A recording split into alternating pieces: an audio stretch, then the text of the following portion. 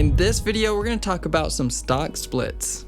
In my trading career, I've only seen a few notable stock splits, but two of them have made some big headlines. The first being Apple, and the other being Tesla. A stock split is when a company splits the cost of the stock and multiplies the float. The stock split will happen on a certain date in the future after it's announced. For example, a company would announce a stock split with a ratio, being a 2-to-1 ratio, or in Apple's case, it was a 4-to-1 ratio, on August 31st. This means, on August 31st, every one share of Apple will be split into 4 shares.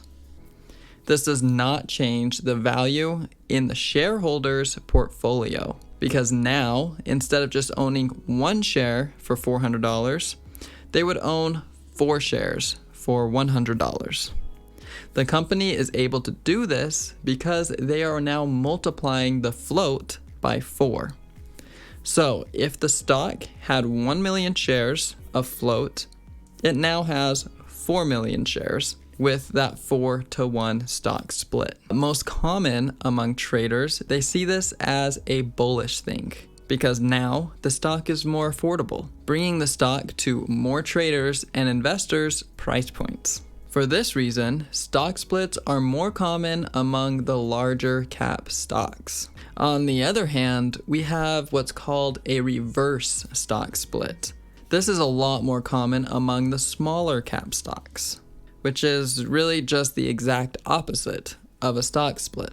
Instead of the cost of shares going down in price and the outstanding shares or the float being multiplied, for a reverse stock split, the price of the stock goes up and the shares get divided. The same kind of a ratio is given. For example, a 1-to-100 ratio. So with a 1 cent stock, it would multiply by 100, now being worth $1 per share. But the number of shares available are divided by 100.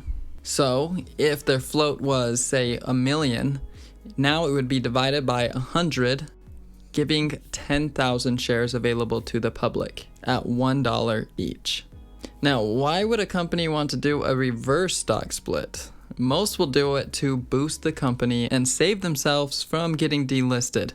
If a stock falls under $1, they are at risk of being delisted. Also, if the stock has options that can be traded, then they can lose the privileges of trading options if the stock falls below $5. So that's why we will find reverse splits most common among the small cap stocks. In summary, a stock split and reverse split don't change any monetary value in your portfolio. It just shuffles the price around because the float is being shuffled around. So if you see a stock on a chart that says it was way up there and now it's worth $1, you know it's probably due to multiple reverse stock splits. Like this chart, HMNY. It had multiple stock splits. It was never worth that huge price.